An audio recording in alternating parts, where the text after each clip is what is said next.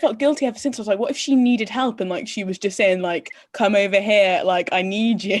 You're like, Go get back away and from check on me. her tomorrow when it's a nice weather and be like, I'll stand near the driver. What did you need, love? She's like, nothing. Stay away from me. Oh, dear.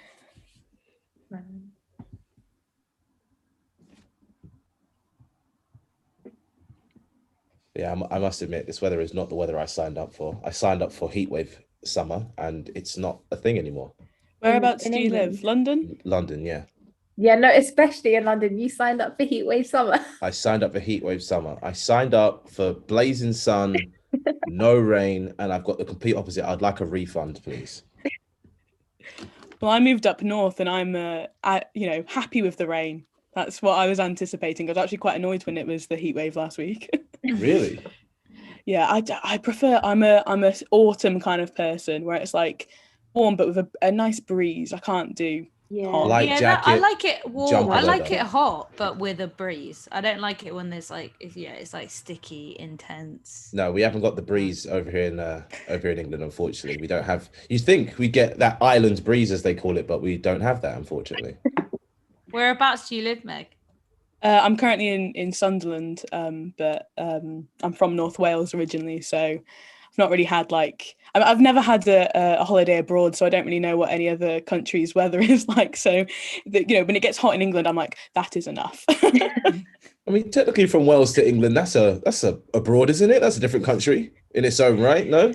Oh yeah, I'm all for that. But it is a bit of a change. But at least it's nice to have beaches up here. That's one thing I found out over lockdown is that Wales has got some proper nice beaches. Yeah. I'm pretty sure a lot of Londoners have found that out as well, because it's like, what? Where is that? Where are you? We can't leave the country. It's like, here I'm in Wales. I'm like, what? Saw a viral TikTok about Portmeirion, and I was like, the rest of the UK's finally discovered that Wales is okay. Yeah, you guys are keeping that secret, man. I don't know why. I don't know what possessed you to do that, but They know English people will mess it up. They're like, don't come over here, please. yeah, you Londoners, you stay over there with Exactly. your city smog and trains. You've got your public transport, enjoy it. Yeah, exactly. Yeah. And Oyster technically, when the cards, tide, we've got real oysters. yeah. But when the tide goes in, like tide goes out of the Thames, you can kind of walk on it, and it's kind of like a beach. And there are like these weird things that have like washed in, like brown Needles, sticks, yeah, all that bone, stuff. needles, shoes. It's Dead lovely. bodies. Yeah, I know what's going on down there. So Mira's making a confession. She's one of the people that plants these things down there. I keep seeing TikToks of like teapots washing up in the Thames. So that could be. Is it real or What's is your it fake? algorithm? What's your Yeah. TikTok algorithm? It's pretty Oh, wild. God knows what my TikTok algorithm is, honestly. There's no figuring it out, but it's chaotic. you. That's the problem. You know it's you. I don't even like tea. Oh dear, right. It's 7 now, so let's. Time to get professional, let's get kick corporate. All right. So yes, the state of the economy. Welcome to Rise and Shine Audio's Freelancing Basics. I'm Megan. I started freelancing properly about 2 months ago, so I've got a lot of questions for our lovely panel. If you've got any questions along the way, feel free to stick them in the chat and we'll do our best to get them answered. But let's start, if you could all introduce yourselves and what you do, starting with Sam. Oh, nice. Hi, I'm Sam, founder of Stringcast Media. I guess I started freelancing the same time I started my company, so coming on to about 19 months, 20 months ago now. And yeah, I do audio services work for mainly video clients. We create podcasts, we work on podcasts, creative writing stuff. So kind of anything audio is what I'm into. That's what my Twitter bio says. So yeah. I think my internet might have died halfway through there, so sorry. Sorry, I gave a rousing speech. People are clapping all across the nation. I've just got things saying your connection is unstable, which is not what I want to hear. Right, I think I might be back. Florence? Yeah, so I've been fully freelance for about 4 months, maybe. I went my first step into freelance life was actually like the week after we went into lockdown, so pretty decent timing there. So just before the pandemic, I decided that I was gonna go part-time at my full-time job because I've been working weekends and like evenings to fit in other freelance work. So I went part-time, and then just as we were kind of coming out of this, I guess, part 2 lockdown, I decided that it was ready to like fully go freelance.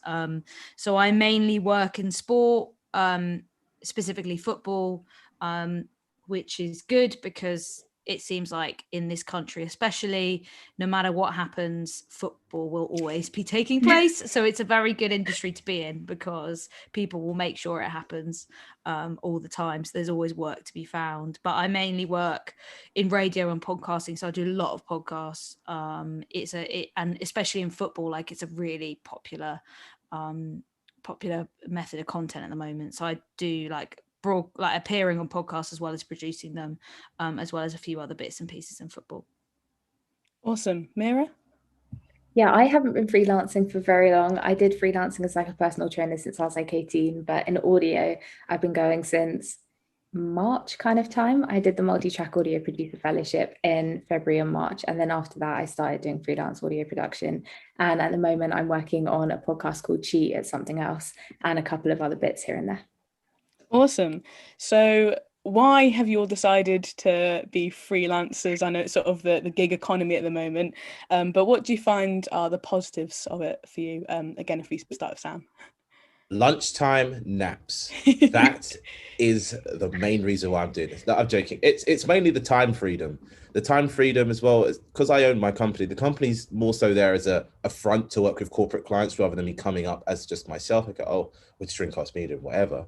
But it's mainly the time freedom. I don't really appreciate having someone tell me when I should work, what I should do, and that type of thing. I get to pick and choose the best of things. And yeah, I feel like there's more money to be earned working this way than there is working for somebody else. Awesome. Does anyone else want to jump in? Yeah, I think similarly, and sometimes it can be negative for me, but I am terrible at saying no to things. So being freelance is perfect because you can just say yes to everything because you are your own boss, you make your own timetable, and I will try and fit in something to the best of my ability, whatever I can. So for example, on Saturday, it's pre-season for the football season. The football season starts very soon, and I'm doing like a hour-long show in the hour before covering a game. So I've decided that I'm going to do the hour-long show from the stadium and then cover the game. So I'm just the kind of person that will say yes to everything. So that's definitely why the main reason I did it. And I think you also really get a good understanding of your own worth and own value when you're a freelancer. I think, you know, obviously we shouldn't be spending our whole life kind of like doing the maths on every single hour of our day and what it's worth, but you certainly I don't think realize that when you're in a salary job. You don't actually realize like, wait, how am I getting paid per day? And as soon as I kind of realized that and actually kind of realize my worth a bit more, I realized actually I should be going freelance because I think I'm missing out opportunities to grow and develop in other ways. But I think I will potentially miss at some point the development opportunities that I think you do still get when you're part of a bigger team or part of a bigger company. So I think it's definitely a challenge with freelance life, like finding those other avenues where you might get that sort of support. Awesome. Everyone has a different journey into freelancing, whether that's to be a sole trader or setting up your own production company. Sam, what was the process like for you setting up Stringcast Media? Wanted to make a podcast, didn't want to just put my name there. And I was like, guess I'll start a whole business around what I'm doing anyways, to have a little bit of anonymity and kind of, I guess, to make it feel bigger than it is for myself and for other people. And I think as well, there's certain tax benefits to having a business as opposed to being a sole trader and all that kind of stuff. So yeah, I wouldn't really get into that because obviously this isn't about accounting and stuff like that, but it just seemed to make sense at the time, and it's probably worked more in my favor than it has gone against me, is starting a production company. Interesting. And to Florence and Mira, who work with sort of established companies and stuff, what is that like for you in contrast to doing it that way? It's a bit of a pain in the arse, to be honest. There's some companies that are really good. So, I mean, I'm sure like a lot of people listening, or you guys maybe have worked with the BBC at some point, and I find them pretty good at paying. Always found them really quick to pay, which is great. And as soon as you get an ID and you're on their system, they're pretty quick. But there's other companies that I work for now who are painful, like make you sign up to really painful payroll service that's like using Internet Explorer in the 90s, doesn't work. And it's then even when you do get it to work and you put in all your information, they take like 3 months to pay you. And then you've booked guests for shows and the guests are hassling you and they're quite high profile people and they're like, where's my money? So that can be really stressful because obviously like you're working as a producer for a company, but you're a freelancer, but you obviously like some of the responsibility lies with you because you're producing the show, but you're not the finance team, but you know, you're the middleman here trying to negotiate these things and you haven't even been paid yet either. So it can be complicated. So yeah, I think it's great that Sam is the man with the cash and he's in charge because I think that sounds like the way to go, to be honest. I mean, just to clarify, sometimes there are times where, you know, especially because we're a small company, we just started out, there are times where it's like, I actually can't pay this person for 2 weeks, but I'll tell them, I'll be like, look, I cannot pay you for 2 weeks. Some people, that's a problem because they'll come back next week, but, oh, any updates? It's like, I said 2 weeks for a reason, you know, like it wasn't like 2 weeks and I might pay you tomorrow. So it is, I think sometimes with these bigger companies, it's just a lack of clarity. And one thing that somebody taught me about very early on in my journey is have a clause in your invoices where it's like after 30 days, 10% of this invoice is added on every week or something like that. That kind of gives people an incentive to pay you sooner rather than later. Excellent tip. Mira, have you got anything to add? No, I think you guys covered exactly how I felt. And so the main thing about freelancing is you can't just be a freelancer. You need clients and you need to promote yourself. How do you guys go around finding work essentially? Well, for me, it's literally been that I work on a project and I'll listen to what other projects people are working on at the same time. And then I will email them or I'll talk to them. I'll be like, I have this idea, or I would love to help you if you need help. And more often than not, people actually need help on a project. And then they'll be like, oh, okay, yeah, come and work on this when you're done. And then all of the projects I've got since then have just been through word of mouth. So someone would have heard that I was keen or I wanted to learn or I did a good job on something, hopefully. And then they'll be like, yeah, okay, well, I want you to come and work on my show. And that's how it's worked. So I think having like a good reputation and kind of as a sole trader, I guess that's really important. You just have to have your own back there, and being really proactive has kind of been the main thing, which can obviously be kind of scary because you know that you're freelance. So if you kind of have to be prepared for not having lined up a job next, and it means that you're always searching for a job whilst you're working on a project, and make sure that your income is consistent after that. Most definitely. I can attest to that at first, when you get your first big client, you're like, oh, it's good. Let's go pop champagne in the West End and live the high life. And then once the contract starts coming to close, you're like, oh shit, I need more work. Like, who would have thought that I need consistent work? And I've learned, I say recently, but over time, that while you're working for somebody else, you should dedicate some of your day or some of your week to looking for more work. And like what Mira said is, don't be afraid to ask people to put you on the next job and all that kind of stuff, because then it works out that one day you might need them and you can go forward like that. But there's also, I'd like to give a shout out to Sarah. 2 years ago, when I started wanting to work in podcasting, she used to throw all these amazing events at King's Place with like real high profile people in podcasting. And I met a lot of people there that I did some work with last year and all that kind of stuff. And as well, there's this other thing called Pod People, which is like an online community, mainly American based, but they've given me some good work as well. So there's a lot of networks and groups that you can get involved in to get work. Yeah, I hadn't heard of those ones. So that's really cool. Twitter is a really big one for me, and I think for football especially, like so much of that community is on Twitter, and sometimes it can be exhausting because you feel like, I've especially found that recently, like you feel like you always have to be visible there, because if you're not, people forget that you exist and then you might lose out on work. So I'm kind of battling with that a little bit, but at the same time, like it has been a brilliant tool for me, and I don't think in this sort of world it has the same sort of power as something like LinkedIn, which was obviously like purpose built for that kind of stuff, but I just don't think it does, because it just doesn't have that way of communicating. So yeah, Twitter's a massive one for me. I definitely agree that I feel like LinkedIn hasn't got the clout that Twitter has when it comes to networking. Even though that's its like its whole purpose, but it's just people posting long paragraphs and getting like 1,000 likes. So it's not like quite the same as gelling with a personality and then one day getting a DM being like, I've got this opportunity. Yeah, I thought Clubhouse was going to be the place. As soon as lockdown started and Clubhouse started popping up, I was like, "This is it. This is the place where all podcasts and stuff will go down." It just didn't. No. It was interesting that I kind of was a bit intimidated by Clubhouse, but didn't really get involved. But I know in the football world, it was really popular and a lot of people were having a lot of conversations there. But it has kind of died, hasn't it, a little bit? Yeah, completely dead. And Twitter Spaces as well has died as well. Those are still big in America. American people love that for some reason. I don't know why, but yeah.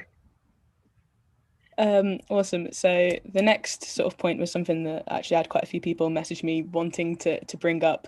Let's talk money. I know it's an awkward topic to bring up, but when you're first starting out and you've got no idea what to price your time as, do any of you have a rough guide that you'd like to share, or a ballpark figure for some of the sort of services that a graduate might be doing? For example, an hour of audio editing.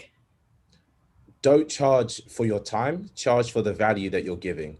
So even if a show is an hour long and it's always going to be an hour long episode, be like, right, it's going to take me, say, 2 hours to edit this, mix it and get it back to the client, right? How much do you value your time at? So don't say, oh, I work for £6 an hour in Costa, so I guess £7 an hour here.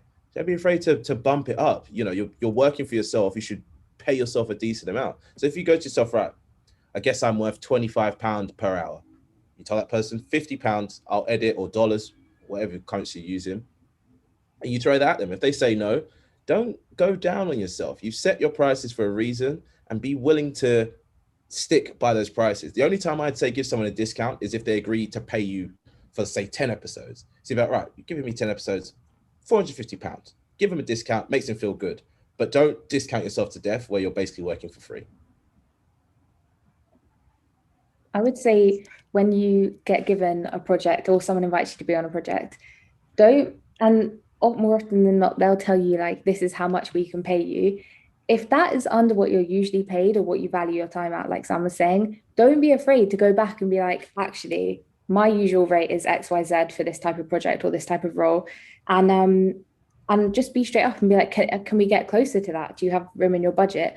Because there is no, like, you have to live as well. And life is not just about work. Like, we work, you need that money to pay your bills, to enjoy your life, to do XYZ. So it is really, really important that you're straight up with yourself and like you stick to what your rate is and you don't discount it too much.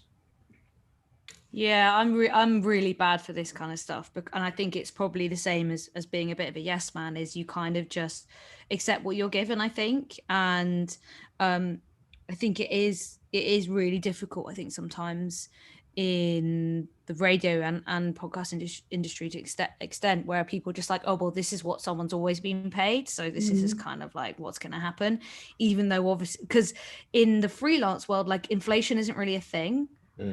So even though our costs of living have gone up so much, and you know, rent has maybe kind of gone down a tiny bit in London, but not dramatically, like, it's still really expensive just to live, especially if you live in London. So that's what I think really frustrating in this industry, is like, it's really hard to fight back, because it's like, oh, well, this person's always been paid £100 to produce a show, so like, take it or leave it.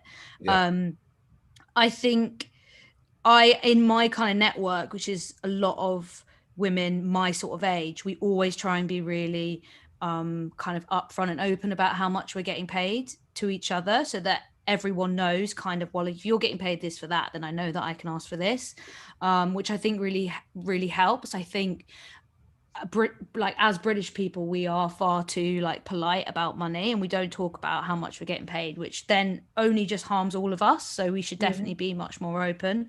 So yeah, it's something that I found really difficult, because then I always kind of get in the headspace of, I'm like, well, if I don't do it, you know, someone else will, and this is a really good opportunity for me. But you grow confidence, and then you know your value, and you know, well, I've already done that shit job for no money, so I don't need to do that anymore. Like, I will wait for something else and be patient, because I'm in a comfortable place, which I'm privileged to be in that place where I can like reject things and say, no, I'm not going to do that because it's terrible money.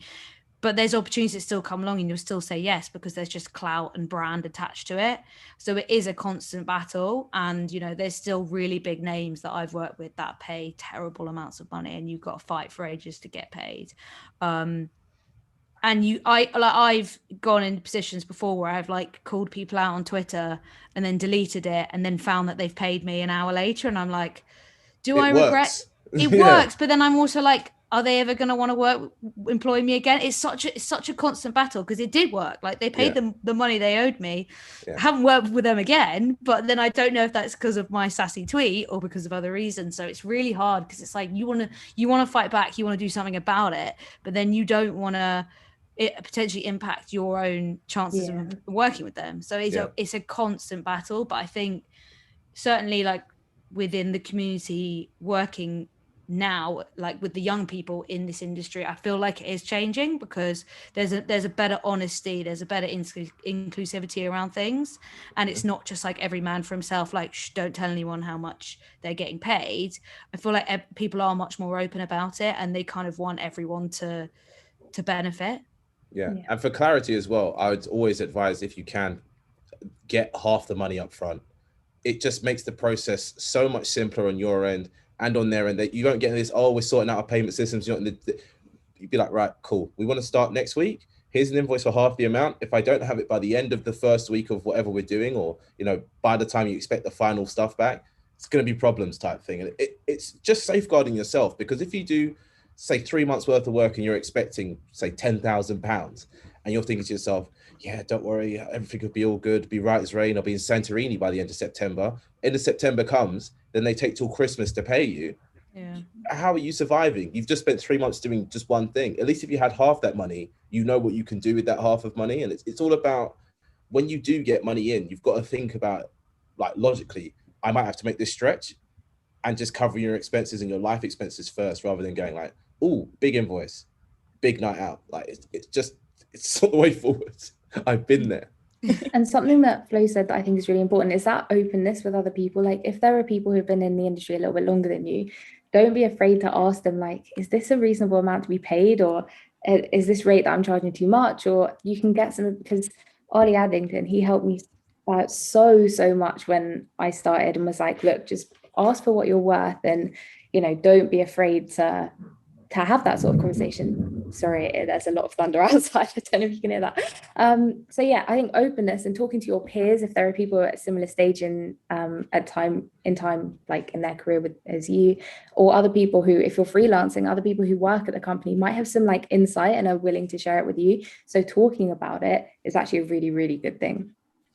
And definitely ask more than one person as well. Because I remember when I first started out, I asked someone what they got paid on a job, and they were like minimum wage, and I was like, that doesn't seem right. And then I asked a few other people, and they were like, no, like there's nothing wrong with like £20-25 an hour for like editing. That is like a decent amount. That's a good rate. I was shocked by that. Some guy was like, oh yeah, I charge £10 per hour of audio. I was like, you spent how long doing this? He's like, 2 hours. I was like, you charged him £10 or $10? He's like, yeah.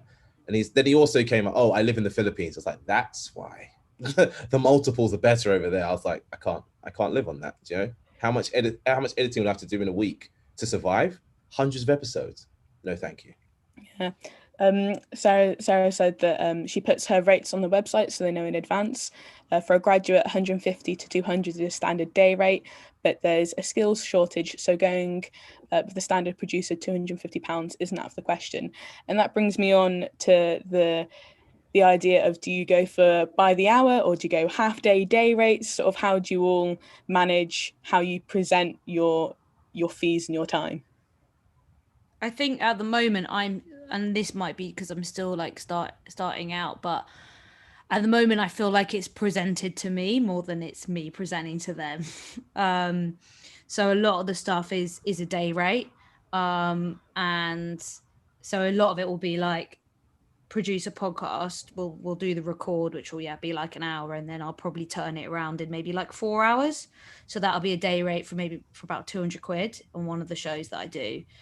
But then I've got a radio show that I produce, and that's only 100 quid for a day rate, and that's much more minimal editing because it's a live show, so I just run the desk, but there's like guest booking and writing a script and things like that. Now that's something that I've been promised that will go up for a while now, but if it's different skill set and it's not great pay, but it's one of those ones you're like, oh, it's going to lead to more work, so you can't take it on the chin. But yeah, at the moment I've never really done anything really by hourly. It's always been a day rate, and then it's kind of a very much like a take it or leave it day rate. But I'm hoping that's something that will change soon, where I'll be able to be like, no, this is actually what you pay me, rather than just saying this is what we've got, essentially.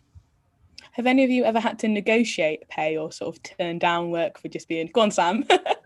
Yes. So there was a guy, he wanted a full-blown, after he heard my audio drama, he wanted his audio drama the same way. He's like, oh, you can do everything, sound design, edit, mix, all this stuff. I was like, yeah, great. It's going to cost you X amount. And he's like, well, how much did you pay yourself to do your own show? I was like, obviously nothing, because I'm doing it for me. He goes, okay, cool. Here's my pitch to you. I was like, okay, here we go. He goes, £1,000. I was thinking, if this is not per episode, I'm not saying yes. He goes, £1,000 for a six episode season. I was like, okay, yeah, go on. And he goes, but I can make it better. I'll give you a free copy of the audio drama. I was like, oh, so the thing that I'm going to finish mixing and make for you and send to you, you're going to send it back to me. I was like, that sounds perfect. And I said to him, look, the best I can do for you is about £400 an episode. And he goes, that's expensive. And I go, well, you know, you're expecting me to select takes, mix it, sound design it. I've got to spend God knows how much time on it. But I'm saying to him, basically, per episode, judging by what it took me to make my own audio drama, which is about, let's say, 20 hours per episode. This is like a cheap rate. He didn't want to hear any of it. Then he came back and was like, oh, I've had some other lady do it, but she's not as good as what you did in the demo work. Can we find some middle ground? I was like, okay, hit me with the middle ground. 1,000 for the whole. I was like, just leave me alone now. Just because you're getting on my nerves and you're not listening to what I'm telling you. If he just said like 350, maybe even 300, I would be like, do you know what? I love doing this type of work. I'll do it. But he's just like, I haven't got the budget for it. I was like, then you find someone cheaper. You can't have me. Yeah. Awesome. I was going to bounce off that, but I've completely forgotten the question that I was going to ask. We'll move on to another probably quite vital part of freelancing, invoicing. How do you make one? The first time I ever did one was for Sarah, and I literally asked that task. I was like, how do I actually do this? Because I've never done one before. So do you guys have any advice? Vital things to include? Any apps or anything that you use to keep yourself organized? I have a fun question. Did anyone actually do Invoice 1 or did everyone skip Invoice 1? I did Invoice 1. I had no shame. I've never had an Invoice 1. I did Invoice 1 because I've had a few people who've specifically come back and be like, there's no invoice number on it. And I'm like, okay, Invoice 1 kind of thing. But I think I just Googled a template actually for the first ever time I did it. And then over time, I've kind of added to it because different people ask for different things. Like some people want your NI number, some people don't. Some people want like phone and email, some people don't. If you're working with someone who's obviously not in the UK, you need like your international bank number. So I've kind of now just got a template that has everything on it because I'm like, if you need some of this information, whatever, now you've got everything you need. And then but I think I might maybe update this based on what Sam said, but I put like an asterisk and I say like 30-day payment period, but I don't have anything that's like, and if it's late, this is how much will be added. But that's something that I probably should do. But there's only really one company that always seems to be late. Everyone else seems to be on time. And they're the kind of people that if I'm like, hello there, this is late. Now you owe me this much. They'll just be like, no, bye. So it's one of those ones. But yeah, I think that is good practice. But yeah, I literally just Googled it. And I'm also quite bad at like reminding myself like, okay, right, bang, now do the invoice. Like I try and do it as a monthly thing. So like at the end of every month, I'll do all my invoices. But because just football is relentless, sometimes I feel like I've forgotten some stuff I've done across the month because it's like, oh, I worked a Tuesday night game, a Saturday game, a Sunday women's game, and then I did 2 podcasts during the week. And you're like actually trying to keep up. And then if you're doing that for like 4 different platforms, it gets really tricky. So I don't know if any of you guys recommend any apps or anything, or like I do have a Monzo account. So I know sometimes like doing digital receipts can be easier, but that's something I find quite tricky because like all of those people use different like payment platforms. Some it's just an email, some it's uploading into a PDF thing that you've got to register for. So it can be a bit of a minefield, especially if you're working with loads of different clients. So yeah, I just use Tide. So from my business bank, Tide in their ecosystem, they have invoices. And I guess when I started about 18 months ago, I was like, this is terrible. Like I sent like a really long email to customer support. Like, this is terrible. You need to have the invoice, like the file named as the invoice number. We need this, that. And over time, they fixed it. But it works for now, but I feel like I might change and use something like QuickBooks or something that's a bit more kind of user friendly. But yeah, prior to that, Word documents, the good old Word document with a couple text boxes. That's how I got started. yeah. That's actually how I do mine. So you're mentioning all of this technology and I'm like, oh my God. No, mine is just basic, although I export it as a PDF because I'm like, just in case they try and change it. Yeah.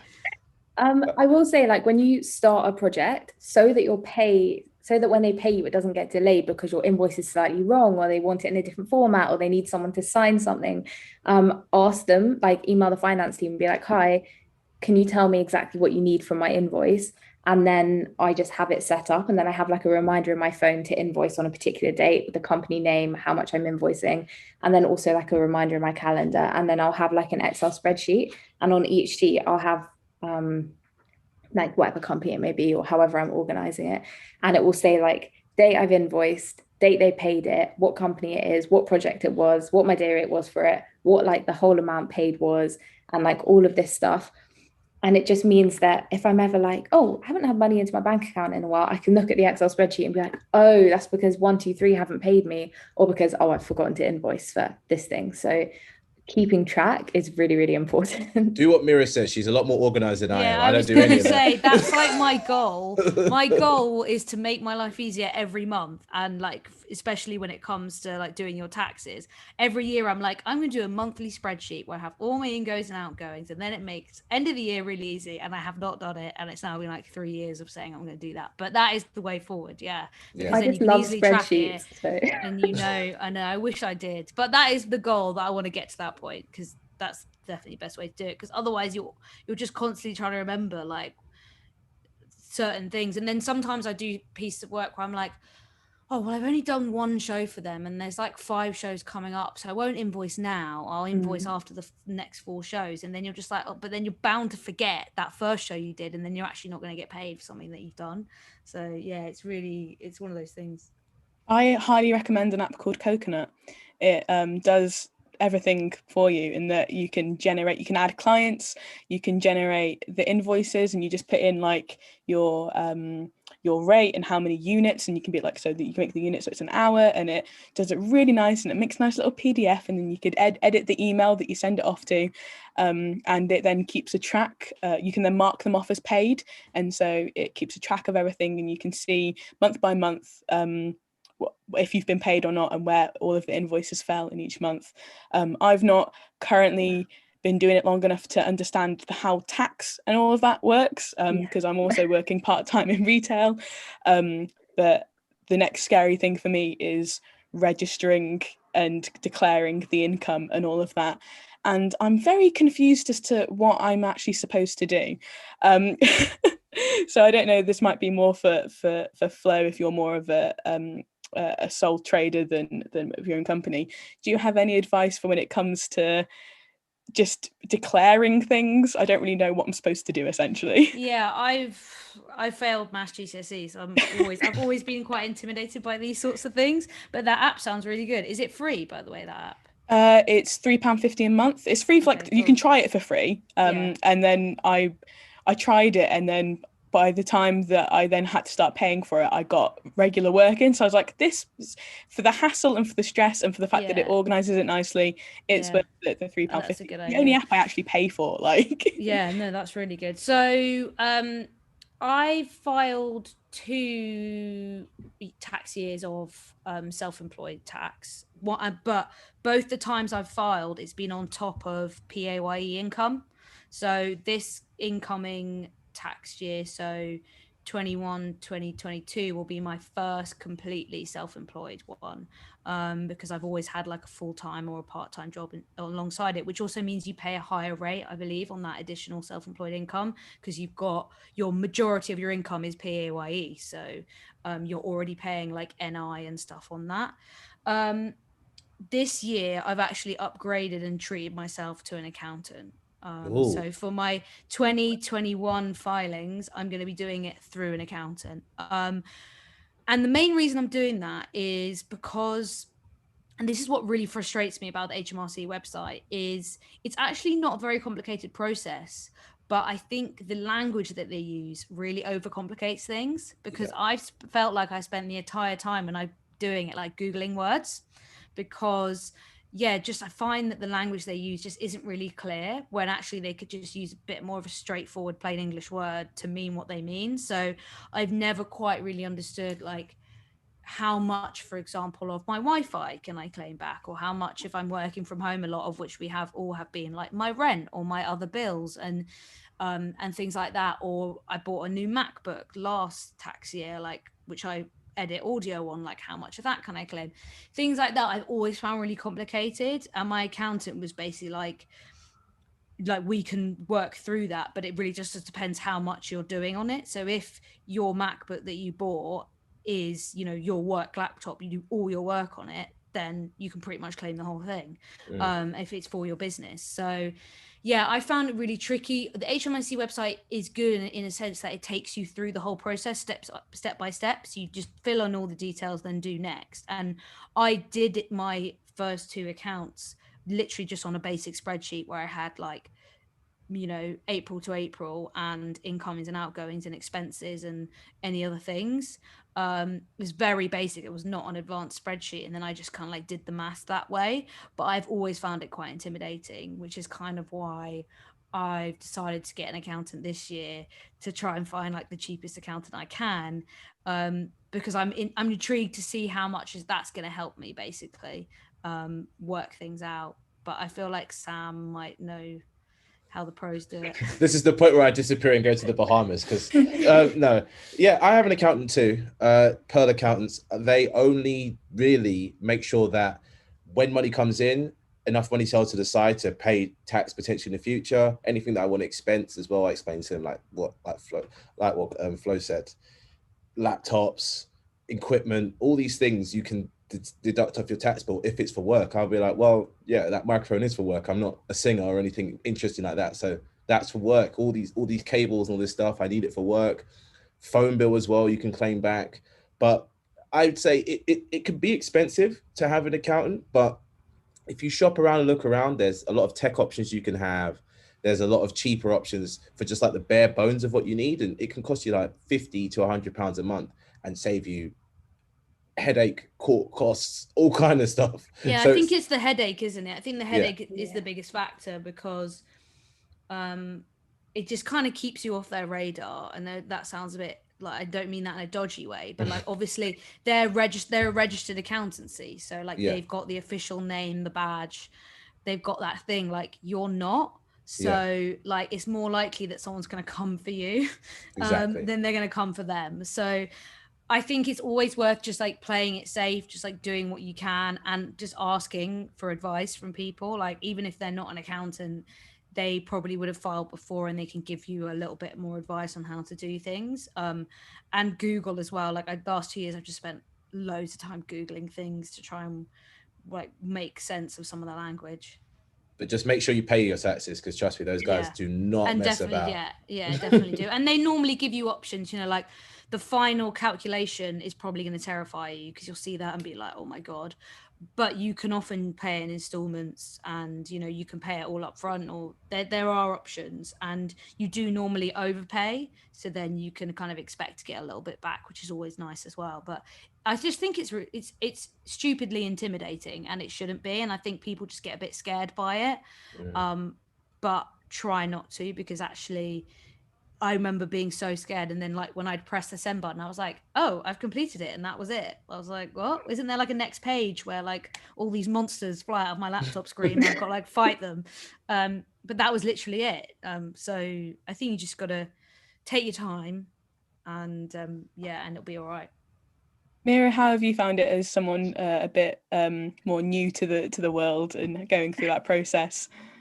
Well, I've done like yeah, I'd filed taxes before, but then with audio, this just might be me overcomplicating it. There's like a new IR 38 or 35 law or something where if you're a freelancer and you work 2 jobs back to back without a month in between or something like that at one company, they then have to put you on their PA, they have to put you on PAYE or something, and then you pay your national insurance and your tax already, and then it's confusing because I'm from some companies I'm getting lump sums of what the amount we agreed is, and then for other companies you're already deducting tax and national insurance and blah blah blah, and now I'm confused because I don't know how to factor that in. Like, how do I tell HMRC like I earned this much money, but actually I've paid tax and national insurance, so do I get that back or do I pay it twice, or how do I let you know that? So I think I'm gonna have to, even if it's just once, talk to an accountant to understand, like, can you break down exactly what I'm supposed to do? And then even like if it's something that I can't afford to do every year, at least then I'll understand exactly how those two things factor into my tax return. But yeah, no, I'm really dreading it. And now you started talking about tax, I'm sweating because I'm like, oh my God. I'm just glad I'm not alone, Mira. That's reminded me, because I think one of the companies I work for, which I am registered on that like Windows 98 system, I think I'm on their payroll in like a proper payroll sense. So I'm getting money into my account, but I think NI is already paid on it, but I don't actually know. So that's something I'm going to have to find out and then work out with my accountant at some point, like, what does that mean for me in terms of them paying my taxes? So yeah, it's complicated. It's a bit complicated. As someone from like a working class background of, my parents didn't go to uni, and I think the whole conversation around money and tax and stuff, it just feels so awkward to approach. But it is nice to know that, at least for the most part, a lot of people are in the same boat, and we can all go on the terrifying journey together. So next, I want to talk about shady characters that will try and take advantage of students or new people. What red flags are there when it comes to phasing out a new potential client? Sam, I don't want to speak first. I don't want to speak first. I'm trying to have a think of like what are the telltale signs, because I feel like you don't find out until it's like too late. So I don't know what the red flags are that could have kind of warned you along the way. This would be good for your portfolio. Yeah, that exposure and all that. Yeah, stuff, good for. I mean, that's a classic. Yeah, that's a classic. Or I feel like this has happened to me a few times when people try to really sweet talk you, and then but like they take it really, really far, and you're like, this is weird. Like, you can't want me that much. Like, it's genuinely like I'm good, but it's not possible. So yeah. And I feel like that's always slightly dodge.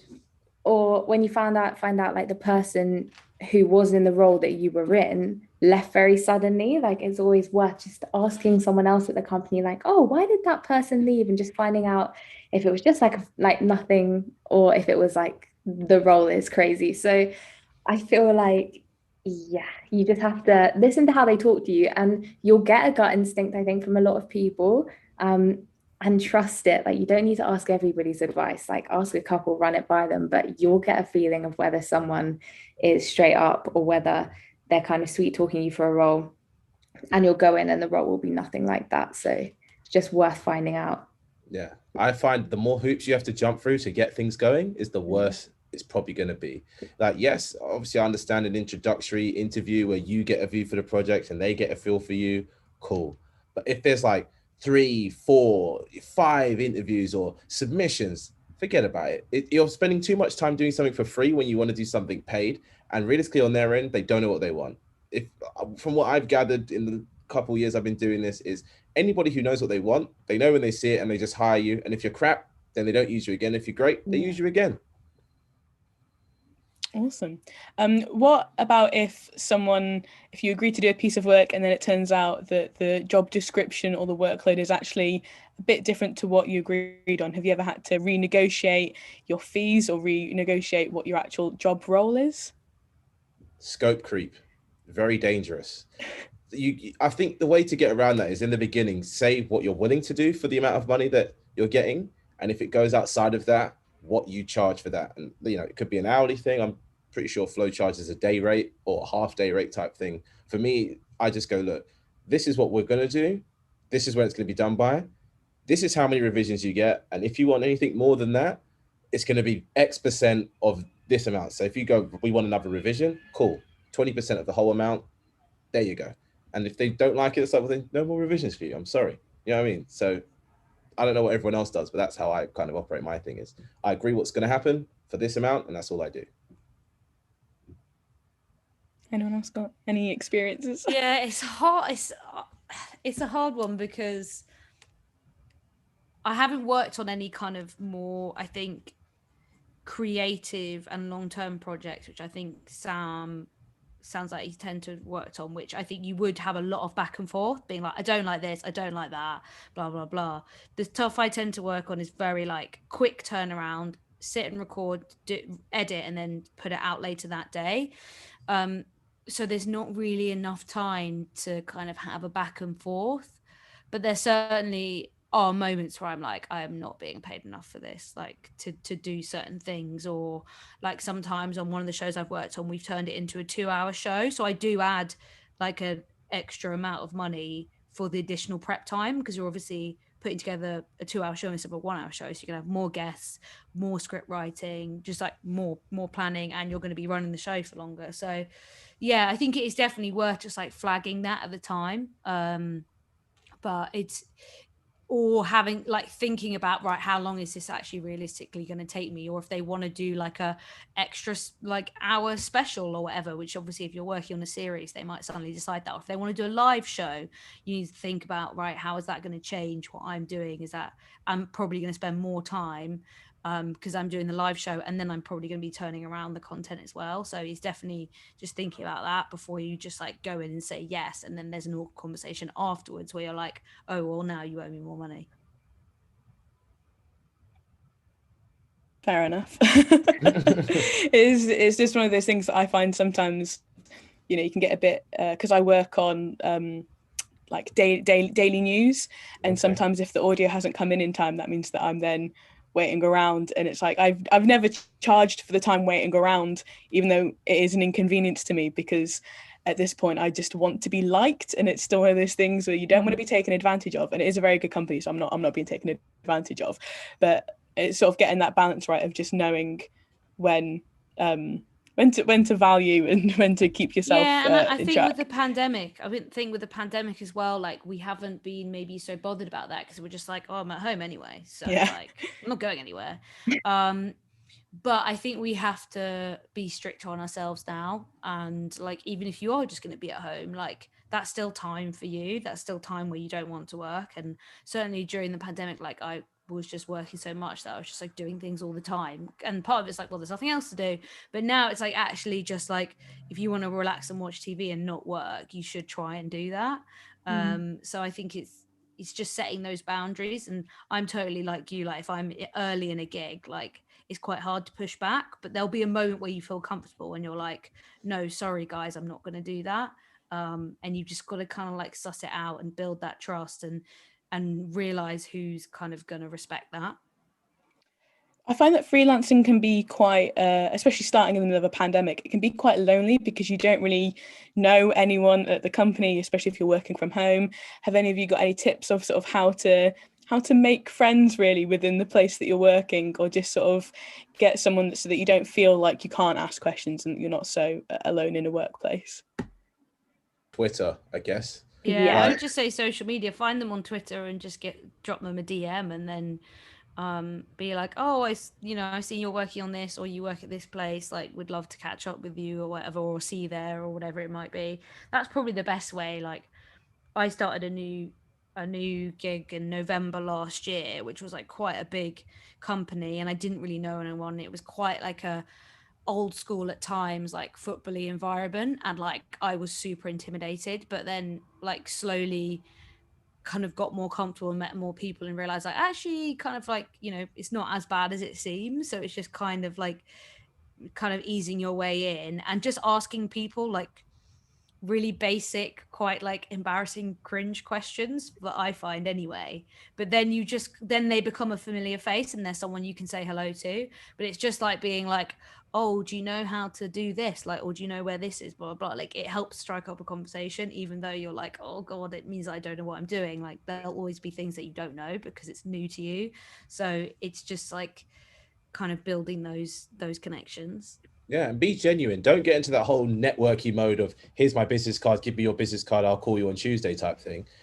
Just be genuine. You know, if someone's said something you found funny in their speech or anything like that, go up to a bit. I found that really funny. And most normal people will talk to you. Like me and Meg are now friendly because she posted on Twitter about pouring hand sanitizer around. I replied to it because we followed each other because we're both on this panel. But I was thinking, I don't know who this is, but this is a chance for me to chat to this person that I clearly followed for a reason. It's just be genuine with people. And, you know, like Flo said, don't be scared to say the stupid things, you know, that you might not know, because if they know, they'll help you.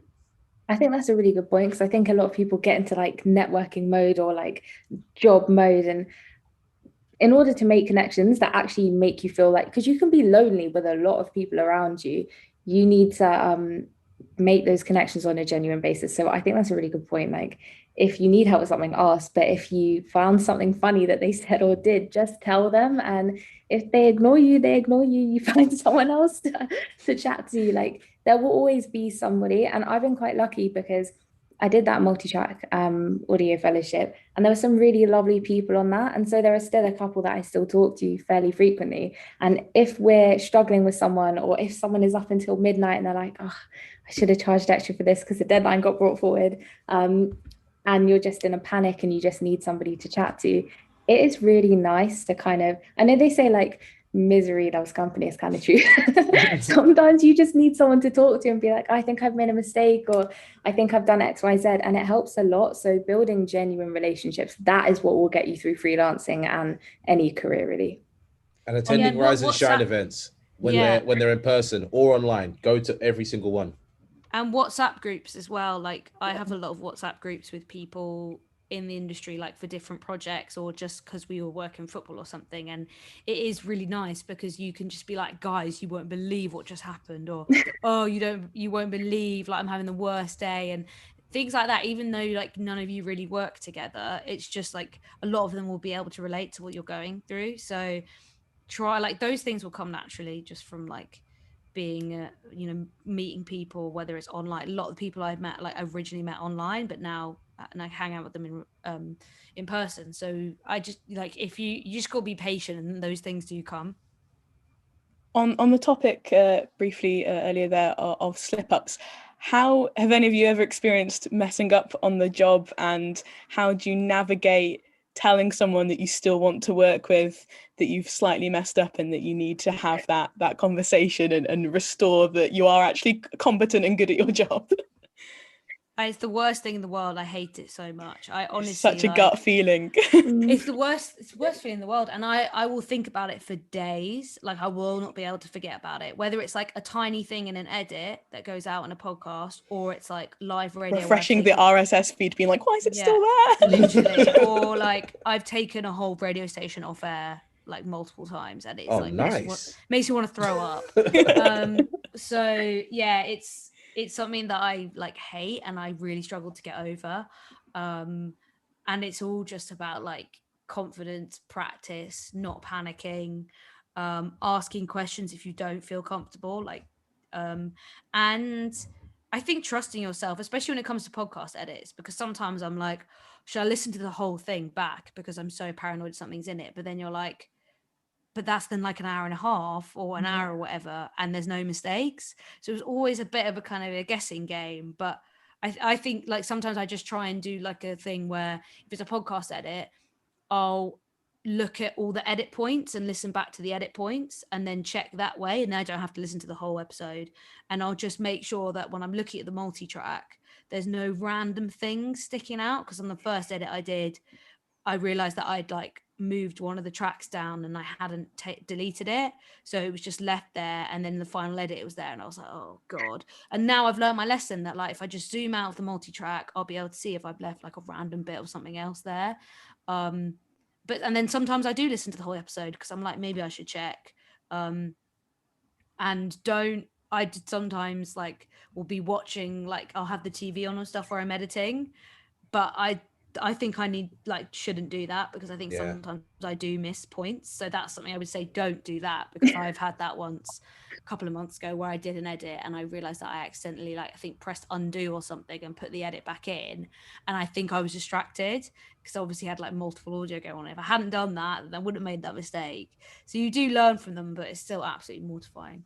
My main slip one, up confessionals. Yeah, go on, Sam. my main one that I've done multiple times, and it's normally a sign that I should stop editing, is if I've selected everything to the right, everything ahead of my edit point, and I want to like drag it or move it or change just one corner of things, but then I would have dragged it too far, and then all of a sudden like there's bits missing out of every file, and I'm like, what's happened? And then I've really done so much editing after that when I go back and look, I'm like, wait, why is there just slithers of audio and no full chunk? I was like, oh no. But I think everyone makes mistakes, and the way to kind of get around those is kind of make sure that you're comfortable with what you're doing, make sure the client understands what's meant to be done. And then also when you are editing, make sure you're alert, you're awake. If you have to do a late night one, then do that if you must, but try to be as fresh and good as possible, because it's a lot more effort to fix a messed up edit or have to start again than to just do it at the right time when you can definitely get it done properly. Yeah. And don't use iCloud Drive for audition files. I had this issue because I've got an iCloud Drive because I didn't want to have everything on my MacBook. And obviously what that does is it like doesn't save files onto your laptop. It keeps it in the iCloud. So a lot of the stuff that's on your Mac isn't a hard like file, proper file. So I screwed up an edit, opened Audition, and then it was like obviously no linked files, and I was like, oh my god, what is going on? Like I've got the files, they're here, like where are they? And it's basically because like iCloud hadn't downloaded them because it wasn't going to store them on my laptop. So I think the best thing, always have a hard drive, always store everything on a hard drive, and then plug in that hard drive when you want to edit. Otherwise, if you've got stuff on iCloud or Dropbox or whatever other cloud system, it's just such a panic and a nightmare to like, if you might be somewhere where there's not good Wi-Fi, you've got to try and download these files and then link the media in Audition if that's what you're using. And it's just not worth the stress and the panic. Whereas if you've got a hard drive, you've just got it all there ready to go. So that was something I learned very early on after like nearly having a breakdown. And I thought I was going to have to start a whole edit all over again because I couldn't find any of the files. And save multiple versions of your work, which is something I did not do, even though I knew the other day, I was like, I'll be fine. I've done this like a million times. Why do I need to save another version? And then and then it like split the file into like 1,000 pieces. And I was like, how has this happened? But I couldn't go back because I didn't save another version. So just save another version because you can delete that later, but you cannot undo an issue like if you haven't saved another version. So that's just so important. Yeah, back things up. I'm sure there's many people out there that have podcasts and they're, once they've recorded, they just take the SD card and whack it on their computer. Well, if your computer dies, touch wood, it doesn't, but put it on a hard drive, put it in some form of clouds, just even the raw files to help yourself that way, because you don't know what could happen. But with project files, definitely multiple versions, multiple copies all the time. It sounds excessive, but it's really necessary. I've had a client go to me, oh, remember that thing you did last week? Yeah, I want a bit more of that. And if I'd have just done what I'd done, where I would have just deleted out the bits that I didn't like and done what he said, I'd have been like, got to do it all over again. Not in this case. 10 minutes, went back into the file, got it for him, and it was all good. And on that note as well, like starting as an audio producer, it's not the cheapest of careers to endeavour. It's quite unaffordable to get all of the gear all at once. What would you say are sort of the essential basic tools that you need to even begin thinking about setting yourself up as someone capable of taking on freelance work? A good laptop is probably like the most basic thing that you need. And then I don't really want to talk because I actually super glued my earphones together the other day because they're broken. But you should have earphones. You work in audio, like get some that work. So laptop, earphones, and then obviously your digital audio workspace. Companies use different ones, so you're going to need to figure out, like, I use Reaper. Flo, what did you say you used? Audition, yeah. So I pay the 20 quid a month subscription. You can pay for up front. I think monthly is quite useful, because then say you're going to go on holiday, you're going to go traveling or something, then you can just cancel it for a few months. Or say you like stop editing, like I might not be an editor for ages, then I haven't paid up front. So I do the 20 quid a month Audition subscription, although it does work out more expensive across the year. And then because I do on air stuff, I have a Yeti mic, which I think was like 100-ish quid or something like that. And then I have like a kind of cancelling kind of wall thing, which is like, I think that was only like 20 quid. So obviously you're doing more on air stuff, then you might want something like that. But I haven't got any, you know, like fancy mixing desk or any of that kind of stuff. It's still like everything's kind of through a laptop, but then it is kind of stressful because you have that feeling like, what if this computer dies? That is my life. I have panels of soundproof foam that I stole from my old student radio station. Yeah, that's cool. I wish I had some of that. It's really good. I wish I had some of that. It's really, really cool. I'd say bare bones it. For me, what I had was all the time, I always had a good laptop. That's because I used to do music before, so the laptop was quite essential. But you can get by with like a £200-300 Windows computer. They're really, really good. You can get away with like a Chromebook and all that kind of stuff. For a long time, I recorded a lot of my voice in just this that I got off eBay for about 100 quid. Then I upgraded and got a bit too baller for my boots. I got a Shure SM7B. But honestly, I would say make sure you've got a decent laptop. You're going to need that, and headphones, like Mira said. And these are Audio Technica's MX50s. I feel like they're kind of industry standard-ish. Like they're just good for all-round music, audio, all that kind of stuff. They're not the best, you know, they're not the most expensive, about 120, 130 quid, but they'll last you a long time. I've had these for 8 years, and the only thing I've had to change is the ear cups, which are like a £5. Interesting. Oh, this is quite a good question. How much I didn't write it, don't worry, I'm not saying that on my own. How much experience or jobs would you say you need before you can call yourself a freelancer? One. Yeah, one if you're client. freelance, you don't need a list.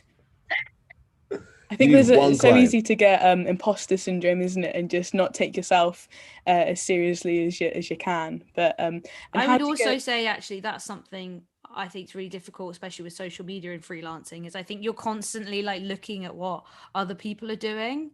And if you're in a space where you might be not having a lot of work, it can get really hard because you're like, oh well, so and so's working on that project and so and so's doing that, and like the good news tweets get a bit much at times, don't they? It can be a bit much. So you're sat there eating beans, everyone else is eating lobster. Like, if in doubt, just log off. And like, what I like to do is like, if Instagram or if Twitter is like a portfolio place for you, like look back on all the cool stuff you've done and be like, oh well, I did all these projects in 2020, or I've done all this so far this year. Like, this person is doing great, but that doesn't mean I'm doing badly. So I think you can easily get into that with freelancing. I think that's something that I've found already, that you're constantly looking at what everyone else is doing, when it's like, just focus on yourself. Like, don't worry about them. Yeah, you're a professional as soon as you decide to take it seriously, is what I tell people all the time. Whether or not you're making the big bucks or performing on big stages or working on big projects, that comes later. But if you go, look, I'm doing this podcasting thing, I'm going to edit, say you and your friend have a podcast, I'm going to edit this podcast to the best of my ability. Yeah, you're getting there. You're one step closer to being professional. But if you always go to yourself, oh, when will someone else tell me? Newsflash, they'll never tell you. So as long as you got one client, one paying client, welcome, you're now a freelancer. I'm just curious, what were your guys' first ever jobs within the industry? My first job was working with this lovely company that I still work with now called Vivida, and it was helping them to edit and sound design clips for a VR experience they had. So not exactly podcasting, but 100% audio based.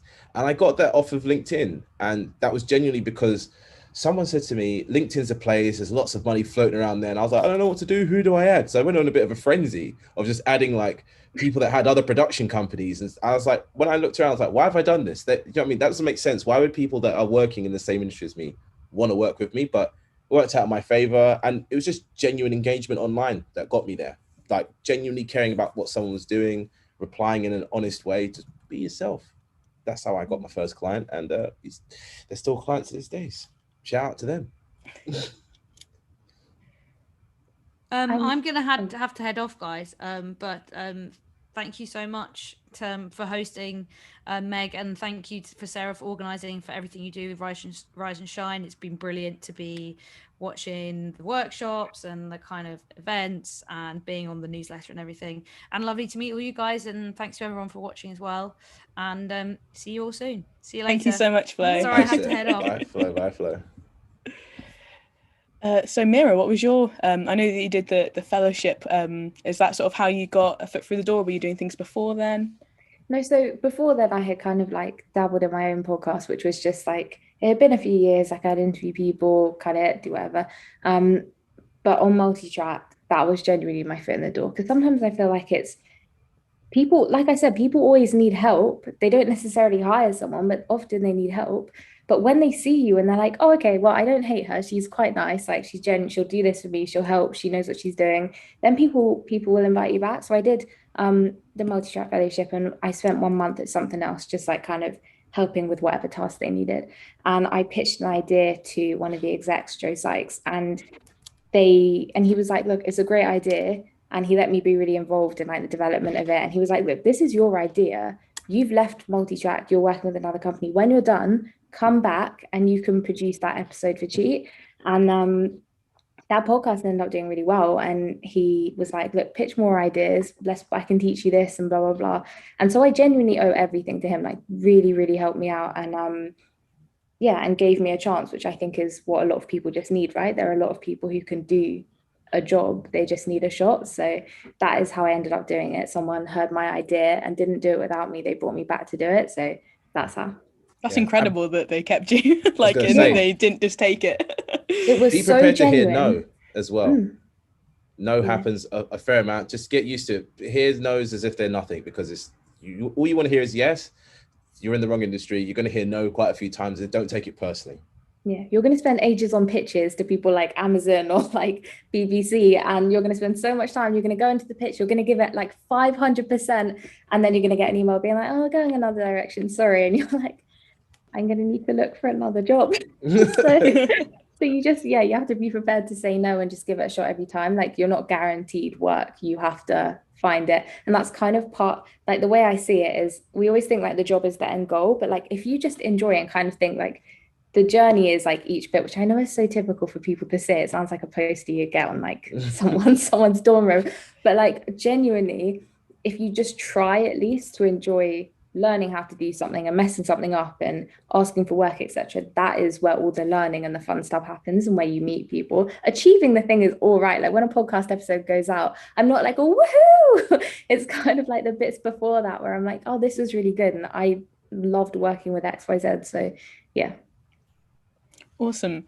Another question: do you guys try and niche down as much as possible, or are you always trying to work in different fields? I know personally for me, the work that I'm doing at the moment is not I want to work in comedy eventually, and I'm currently working in American news. So to me, it's a fantastic job, but it's just the first step on the ladder to get myself some experience in the quote unquote real world. But what about you guys? I know Sam, you mentioned earlier doing the effects stuff. How do you guys balance all the different types that is the audio industry? Fiction. I love fiction. The first show that Stringcast Media made was a fiction show, and from there, we've branched out into more regular interview-based shows. But I always want an element of creativity or sound design, or just something a bit different. Like personally, the podcasts I listen to are mostly just vanilla people talking type stuff. But the stuff I want to add to that field, I want to try and just do something a little bit more creative, because I am a very creative person. So in that regard, I would say I have sort of niched down, but it's also, I'm very open to just doing very vanilla stuff, but also saying to people like, look, there's a little bit of room here to do something a bit different that could make this more of an experience. I mean, I don't know about Mira, but she said she worked on, is it Cheat? Because I was listening to that. Okay, that's the one about all people that are doing different types of scams. And so that has bits of archival tape in it, doesn't it, at some points? It's like there's a lot of sound design in some episodes, archive, music. Yeah, it's your show. Talk about it. I was asking the question. Tell me, please. So I really enjoy that show, right? Because it's a narrative podcast. Each episode is a different story, and it means I can work on loads of stuff. Like I made a episode about boxing, one about wine, one about this woman called the hipster grifter, and then 2 more that are coming up. And they are all so different that it feels like you're working on different projects. And I think that's the really fun thing about audio, is that just changing the story can actually make a really big difference. So yeah, like being able to play around with archive and talking to people who are more experienced than you, who can do better sound design, and watching them do it, you know, like share their screen on Zoom and they can be like, this is why we do it, this is how we score, this is what we do. I love that so much. And I agree with what Sam was saying. Like, you can do a typical interview podcast, or you can just do something that is quite vanilla. There's not a lot of flash to it. But if you sit down for a minute and you're like, how can I give this an edge? Like, how do I make this stand out? How do I make this actually bring value to someone? And then they'd genuinely tell someone else and be like, I enjoyed that podcast. It was funny. It was clever. There was something about it that made it different. That's where, like, being an audio producer is most fun. You're like, how can I turn something that is vanilla? How can I add some chocolate flakes? You know, like, you need to make it a bit different. So yeah. Awesome. I've only got a few questions left, don't worry. But if anyone in the chat does have any questions, feel free to sling them in and we'll get them answered before we wrap things up. My next one is work-life balance. It's always a tricky thing, especially if you're freelancing and don't necessarily get any holiday or anything like that. How do you guys try to maintain a healthy balance whilst different commitments are coming in from different projects? You look like you have friends. Why don't you tell us? I just about have a social life, and I just about maintain interpersonal relationships. To be honest, I'm very upfront with people that I enjoy what I do, and sometimes I might choose to do work as opposed to go out. But that's just me. Like, I would say I'm a bit of a workaholic in that regard. But that being said, at the times where I have gone like, oh, I'm going out with these people, I'm going to this thing, don't check no work stuff, don't even think about it, because I try to explain to people, when I'm dialed in, I'm dialed in. And, you know, 3 days out of the week, I will refuse to go out, you know, Monday, Tuesday, Wednesday, or maybe Monday, Tuesday, Thursday, I don't know, depends. But I mean, I'm not going out. Yeah, I'm not going out because I might want to talk to someone in America, which means I'll be on Zoom or whatever till like 9, 10 o'clock at night. Yeah. That doesn't mean I don't take a break in the middle of the day. Like, I don't go throughout the whole day. But it's definitely about just knowing what workloads you can handle and not pushing past it, because people will try to push you to your limit. And the problem is, if they push you to your limit and then, you know, you have a breakdown or whatever, you just completely you're messed up, they'll just find another person to work. And it's all about knowing your personal, you know, it's not a competition at the end of the day. Find your personal limit and work to that. And if that means that you can do 2 bits of client work in one day, where you do 6 hours here and 4 hours there, then great. You've done a 10-hour work day. Fantastic. Some people, maybe they can't do that. And that's also fine. If you can do 4 hours a day of work, make sure you proper dial in and focus up and get it done. And that's the beauty of freelancing, is as long as you meet the deadlines, nobody knows how long you've worked or how little you've worked. That's a good point. I think protecting your time is really important. The other day I worked really late, and I try not to do that, but it's that thing when you're on a call with America and then you end up on a call till like 11, and then you end up editing that audio till like 12. And I was so tired, and I was like, I don't want to be doing this right now, but there is a deadline, and you can't sustain that kind of work. Like, you will break down, you will feel really run down. Even today, like, I'm like, oh my God. So you protecting your time. I'm not great at it at the moment. I think I'm kind of like, I want to make a good impression on the people that I'm working with. So I will push myself really, really hard, because I know that I rely on them to like my work to bring me back. Like, they effectively pay my bills, you know, so I'm struggling to find that work-life balance at the moment. So yeah, I can't really add anything that is beneficial to listeners right now, other than don't do what I do, like protect your time. It is really important. Like, working is good, having a career is good, and excelling in that area is good. You can do that without running yourself into the ground. It's definitely something I've learned recently. I was doing a retail job, my freelance, and trying to complete my master's. And turns out all 3 things are actually quite hard. So I've sacked in the retail job now that the freelance work is enough. But it's definitely taken me to get burnt out to learn the lesson. Yeah, and don't be afraid to do something that's not work related for extended periods of time. If you like walking, go for a 3-hour walk and just let your mind go. Like, my thing is, I play Xbox 2-3 hours a night. People look at you strange for it. Oh, why don't you do? Listen, that's what I want to do. It's something that completely relaxes me after a long day. Do you know what I mean? You've got to have something. If you do too much, you're going to be able to do that for a long time. Not everything has to be productive in life, does it? You can just chill, and you should just chill. It's fine, honestly. You have my permission. It's fine. And the joy of being a freelancer, right, is you can actually block, like if you meet your deadlines and you know you've got time, you can block out a day, or you can block out even a morning, like whatever you feel comfortable doing. There's been some days where I'm like, I need this day because I will not get enough work, like I won't get my work done to a high enough quality, but I know I can do it because the deadline's far away. No one actually needs me. I'm blocking out this day, and I'll put my out of office on, and I'm like, I can't, like, I will come back tomorrow and I'll give you the best work you have ever seen. But today, exactly. Goodbye. So block out some time in your calendar. You're a freelancer. Take a shower at 2 p.m.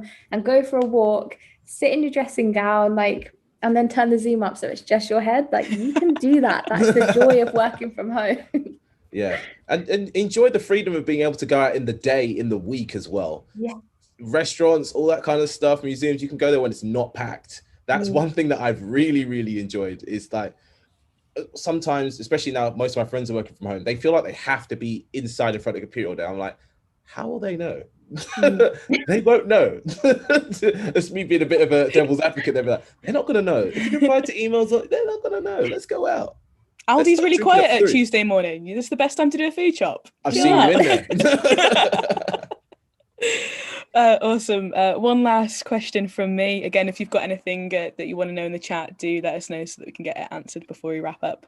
But finally, if you could go back and tell yourself something at the beginning of your freelancing career, what would you say?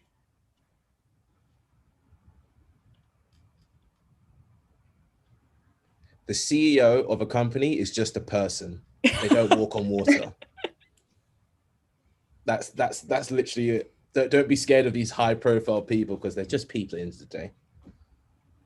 Oh, actually, I've got one now. But I can't make it sound as nice as that. So I'll say it a bit more waffly. Go into a job with confidence, like say your rate, have confidence, you have experience. And honestly, if you don't actually have that much experience, Google, act like you know what you can do. Obviously, don't overpromise. But you can really get further in life by backing yourself and having confidence. If you go in, you're like, oh, I'm not sure and I can't do this, people aren't going to offer you, they're not going to be like, you can be a producer, you can do this, you can do that. They'll be like, okay, well, if you're not sure, you can stay in that AP role, but you might be perfectly capable of doing what a producer can do. So have confidence, try your best, and put yourself out there. Putting yourself out there is really, really important. Awesome. I mean, that's all of the questions that I had burning away. I don't think we've got anything else from the chat. So thank you all for joining me, and thank you, Sam and Mira and Flo earlier as well, for answering some questions and hopefully helping a few people, myself included, about the journey that is freelancing. Anytime. Thank you, Val.